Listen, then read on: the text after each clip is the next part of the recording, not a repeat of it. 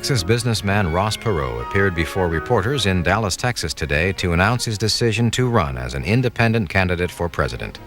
Mr. Perot, as you know, began planning a presidential campaign in the spring, but he never officially declared himself a candidate, and in fact canceled his bid for the White House in July. He spent most of this week meeting with supporters from around the country. He says getting their advice on whether to renew his effort.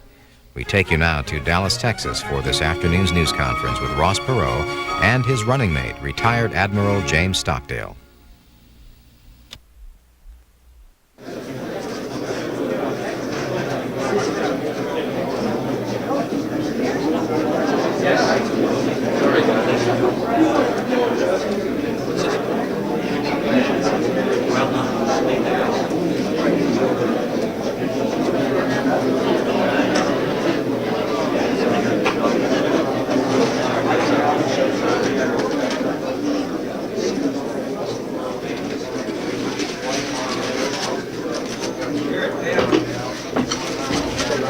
Okay. What to? Afternoon.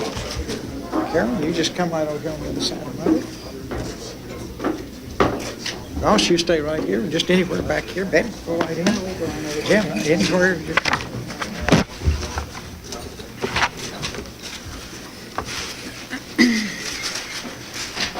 Good afternoon. The volunteers in all 50 states have asked me to run as a candidate for President of the United States. Jim Stockdale, our vice presidential candidate, and I are honored to accept their request. Few people in this country have been able to live the American dream to the extent that I have. No person ever had a finer father, mother, or sister than I. No man has ever been blessed with a better wife, Margot, or 5 more outstanding children, plus 6 grandchildren. Too good to be true. I have been extremely fortunate during my business career.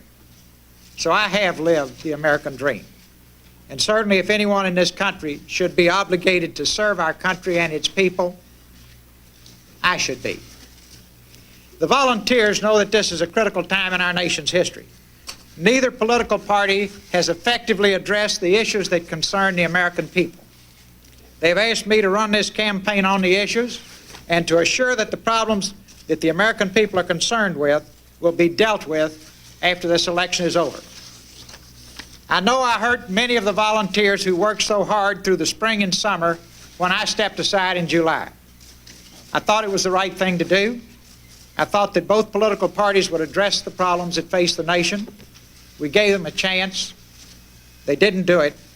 But the volunteers, on their own, forged ahead and put me on the ballot in the final 26 states after July the 16th.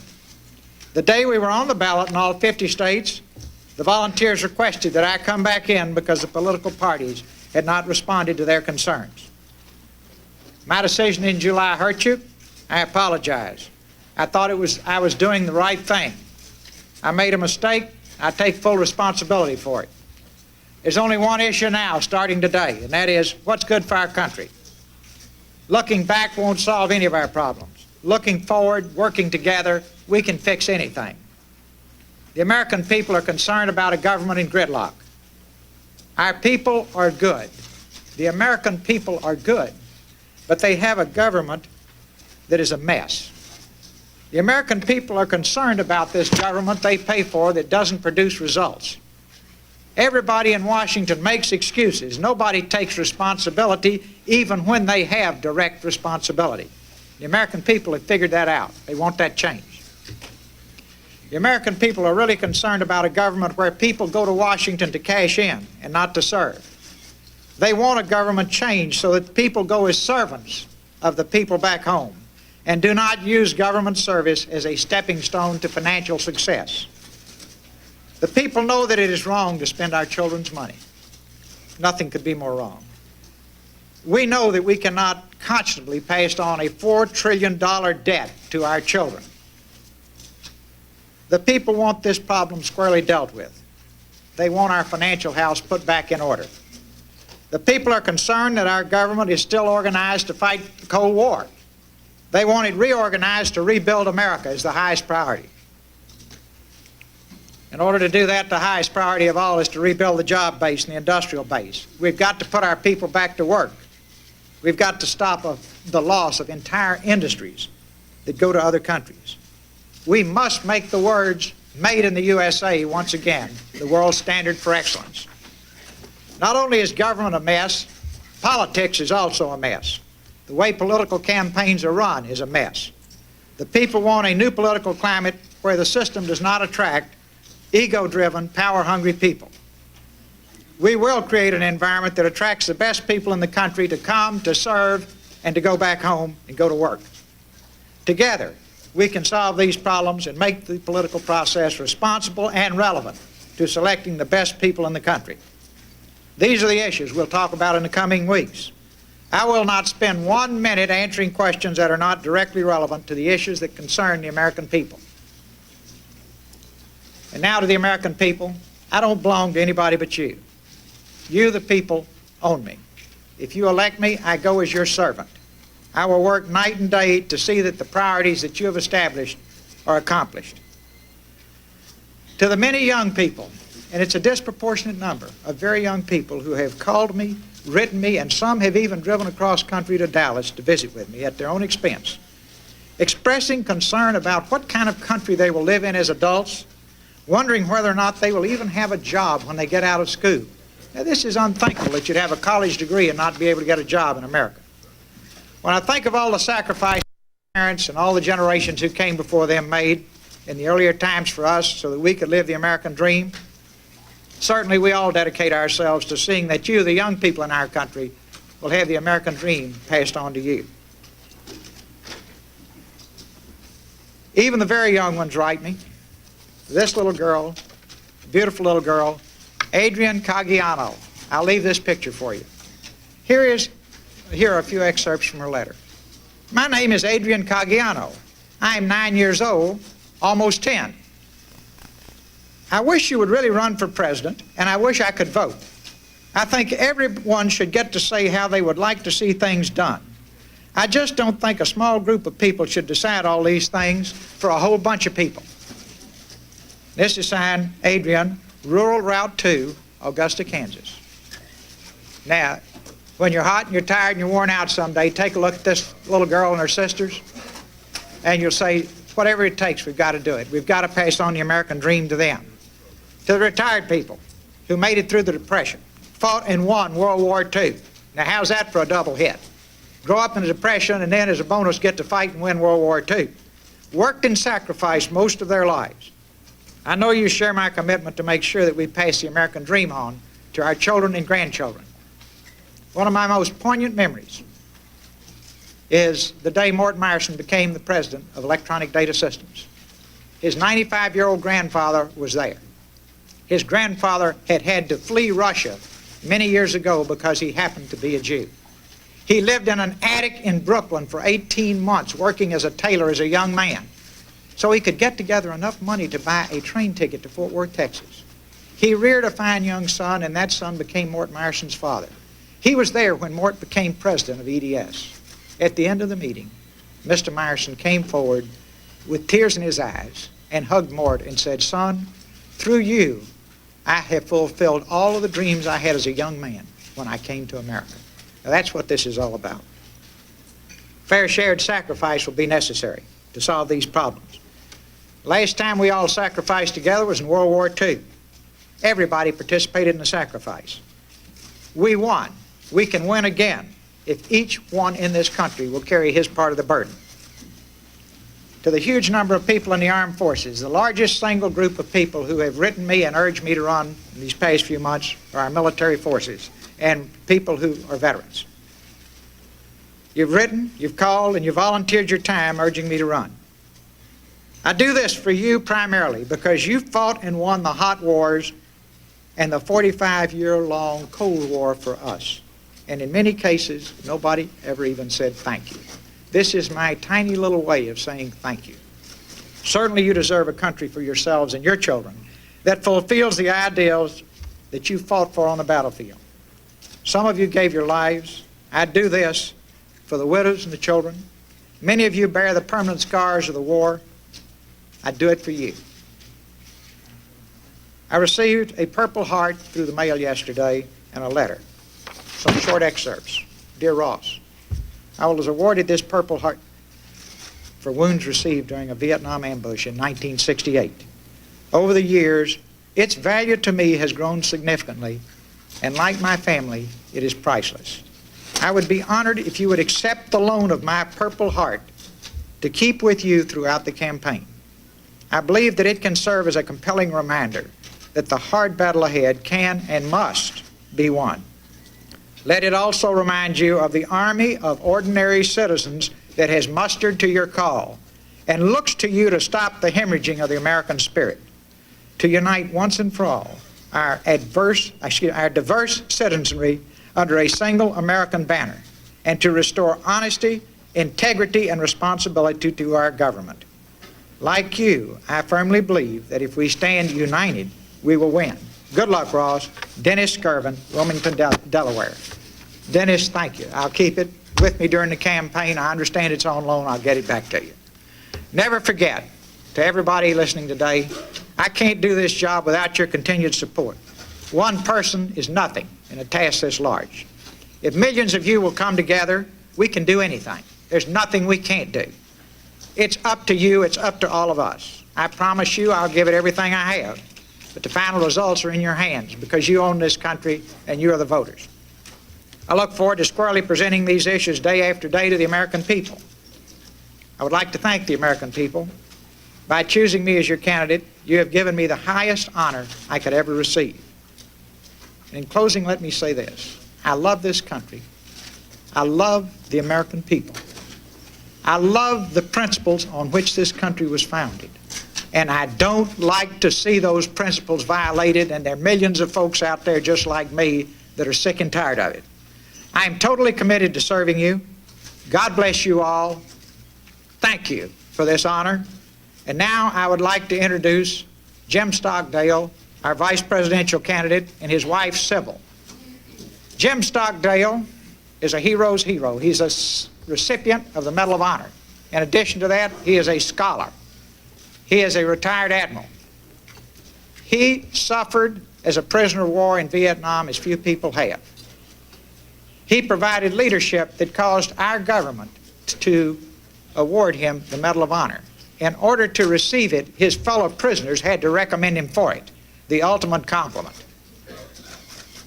He is a man of steel.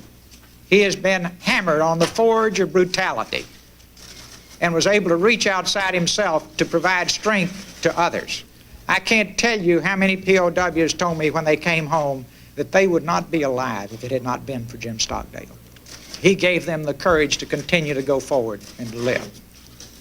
Now that's leadership. That's the kind of person that built our country. We're very fortunate to have a man of his quality to serve us. And now let me tell you a little about Sybil. She is one of the great women in our country. When the men were dying from brutality and neglect, Sybil Stockdale and a handful of dedicated wives and mothers were out there trying to get someone to do something so that their husbands could survive this very long war. She finally broke through. She got our government to change its policies from not saying anything about it to one of embarrassing the North Vietnamese into changing the treatment so that more men would survive that ordeal. There are a few women during the period of my life of 62 years who have shown more strength, more courage, more commitment, and more dedication, who have been more brutally tested than Mrs. Stockdale. And as a combination, it's two pieces of steel. It's my privilege to introduce Jim Stockdale and his great wife, Sybil. Thank you. Where's Jim? There you are.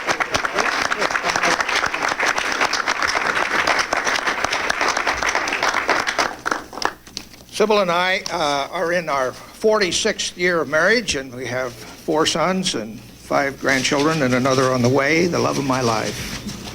Saved my life once, if you ever read the book we wrote. It's my honor to be my old friend Ross Perot's running mate in this great effort to give the American people an independent way to go. I have a personal reputation for being independent in outlook and manner, so this role gives me added satisfaction. Ross Perot, extraordinary man, a word used in a popular biographical article on Ross by his recent director of communication, Jim Squires. This article is on the newsstands now. A good man, a selfless man. These adjectives come from the heart. Sybil has known him for 23 plus years, and I ever since I got off the plane from Hanoi in 1973. The toast of American modern age technology and entrepreneurship.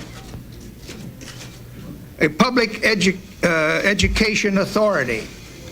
On Stanford campus yesterday, I was stopped by the chairman of the education department, and that department does not train teachers so much as they're into the theory of education, and he said, "You're having quite a life." I've been there 12 years, I know faculty well.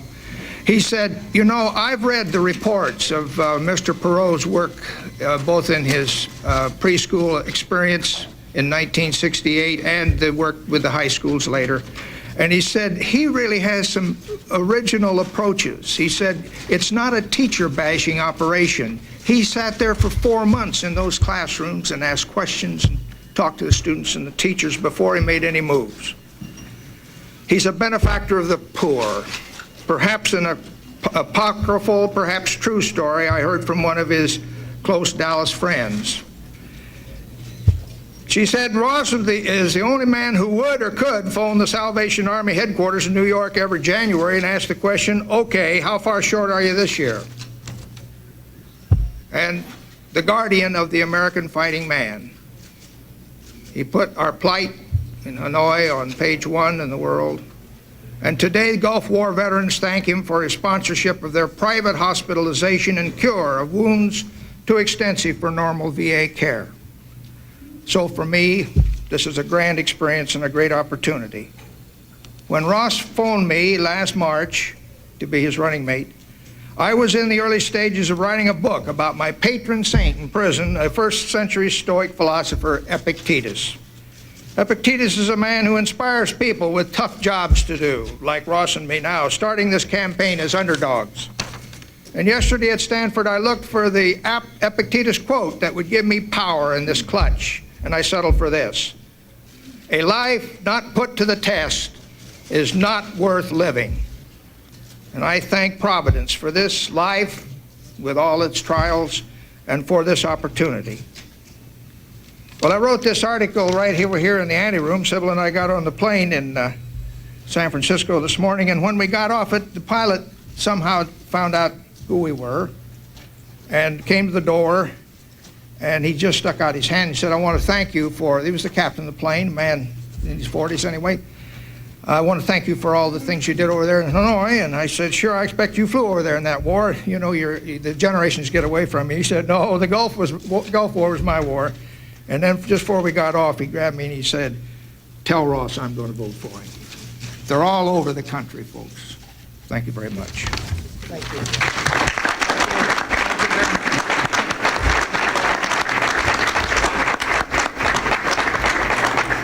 And we'll turn the podium over to Orson Swindle, our national coordinator. Mr. Perot, do you have any questions? Are you going to go to the debates? What about the unemployment figures? Are you going to go to the debates, Mr. Perot?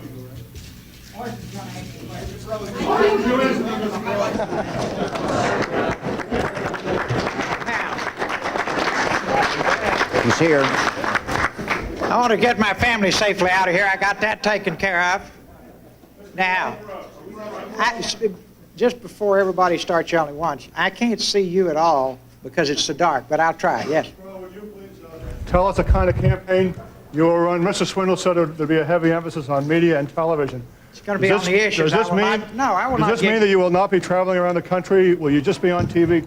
Well, give us an idea of what it's going to be like. Let's assume you own the basketball team. I own the basketball team. I would expect you to ask me for my strategy, but would you expect me to give you my strategy? We're not going to lay out our strategy for you.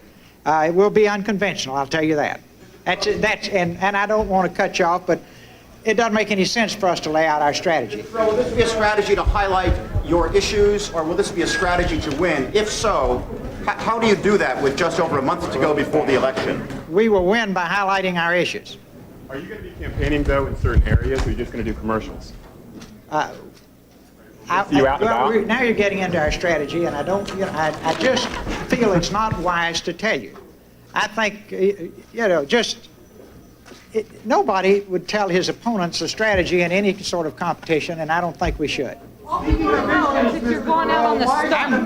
Just how secret are you going to be? You're not going to tell us what your campaign plans are. Will you tell us where you're going to appear and when? No, Will you be? we're not going to reveal our strategy. We will just have it unfold day after day without any. Here's the one thing you can bet on. It's going to be serious. It's going to focus on the issues. And that's going to be, but then exactly how we run a serious campaign focusing on the issues, that'll unfold day after day. Plan drafted by a former advisor to President Carter, whose stewardship of the economy was not widely praised. Now, if no one else will yell, try that again, because I got part of it. Why should America put its trust in an economic plan crafted largely by a Carter administration official? Number one, it was not crafted largely by that person. That person participated on the team, made an important contribution. That person is a very bright, wise, able person. I had absolute control over that plan, was deeply involved in it myself, and a very talented team made up of a number of people participated. But, and so, again, your question has a bad premise, and that is... Opponents say the gas tax, the increased taxes on Social Security benefits, and the income tax rate increases fall too heavily on the middle class, and then the rich don't participate as much as the middle class does. How are you going to respond to Well, that? you'd expect your opponents to distort and twist and present, and I wouldn't dignify that answer. I wouldn't dignify that answer with a comment. I know exactly who that comes from. I know exactly where it comes from. He said it so many times. I will at the proper time. But the point is, does everybody here have it? Can you explain to us what interest it is in the average American to have his or her gasoline bill go up by an average of $300 a year to solve the deficit when richer Americans will not have to undergo that similar type of burden? Can you explain why it's in their interest? That's the issue's question, for sir. example, if you look at the cost of gasoline around the world, in Italy, it gets up to $5 a gallon. In most of our other industrial competitive nations, it's up at $3.85, $4 a gallon. Mostly the cost of gasoline is the same roughly all over the world. The variation is in the tax. Those nations take that tax and build infrastructure. Our infrastructure is falling apart. Our purpose in collecting 10 cents a gallon increase per year over 5 years, what will put us still way at the bottom of the industrialized world, is to get some money to build infrastructure which will create jobs and make our country stronger and get the multiplier effect from having a modern infrastructure as opposed to a decaying infrastructure.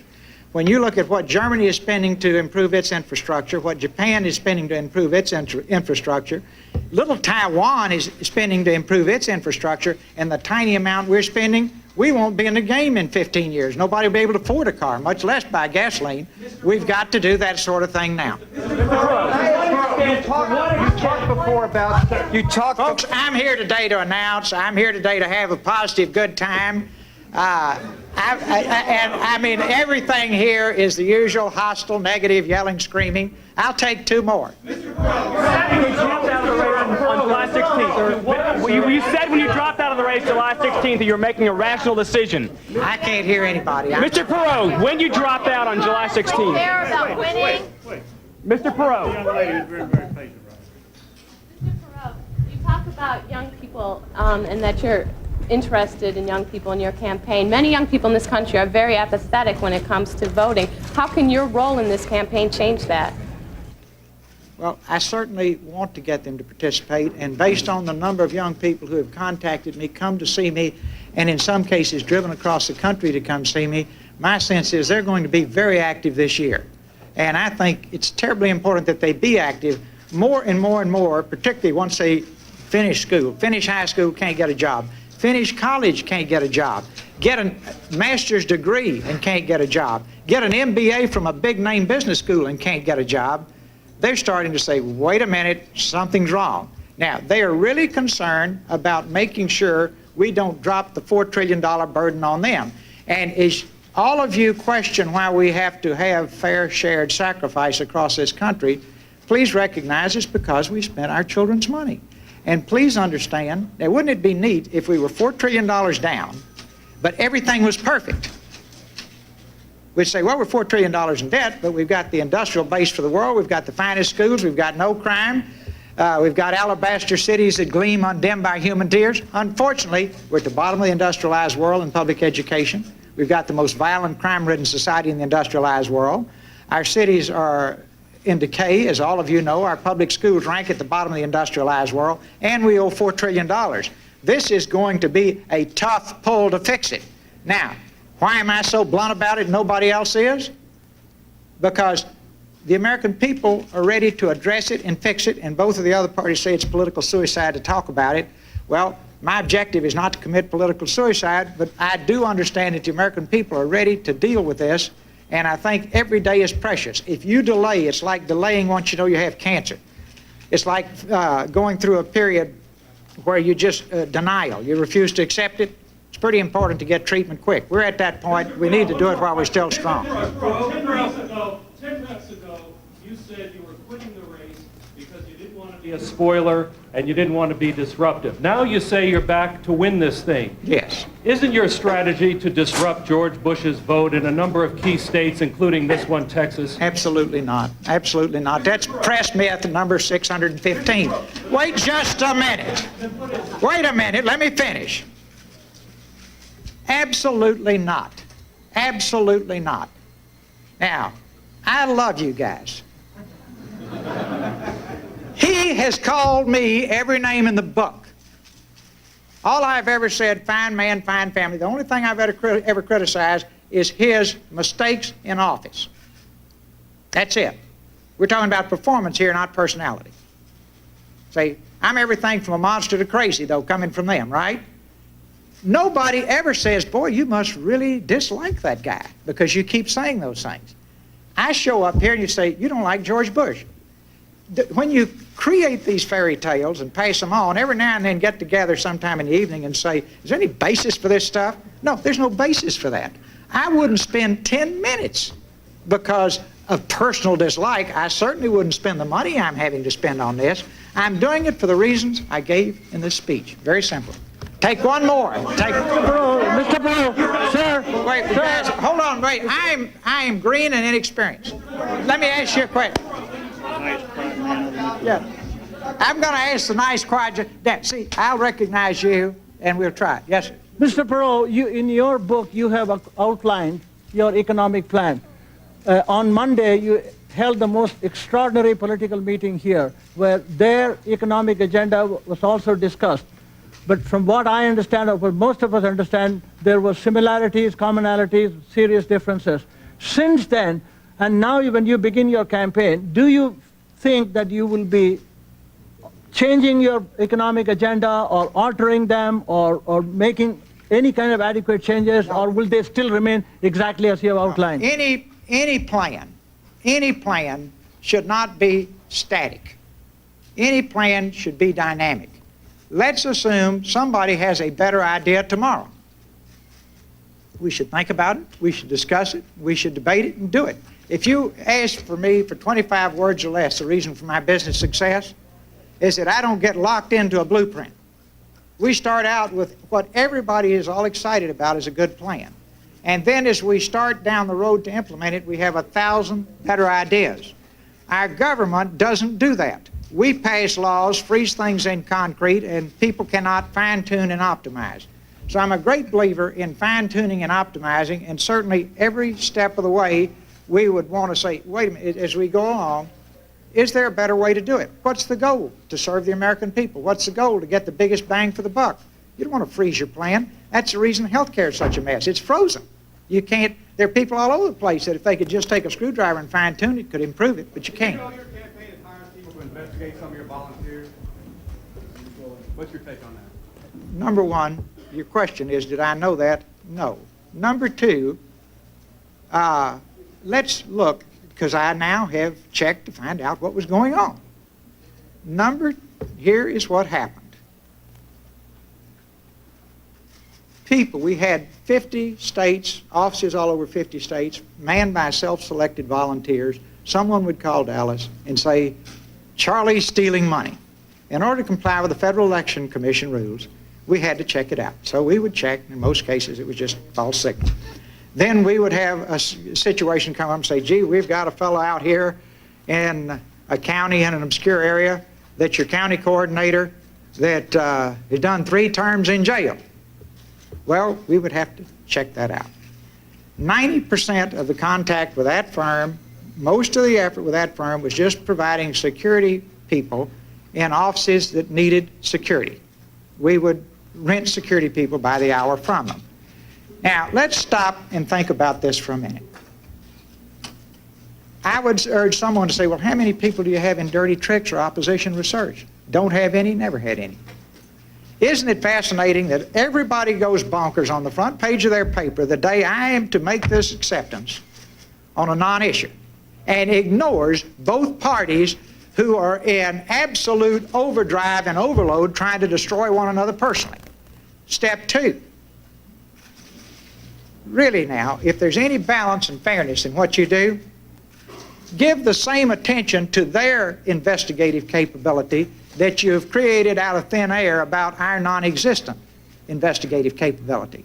Find out how many full-time investigators they have checking everything that's breathing. And I think you'll conclude there's a lot of paranoia, at least in one place. So I realize it's a tough game, and I realize nobody has to, there are no Marquis of Queensberry rules, and I don't care. But I find it silly to the point of ridiculous that if you write a non-story just because it gives you something hot, that you don't take the time to say, well, what about these other 2 guys?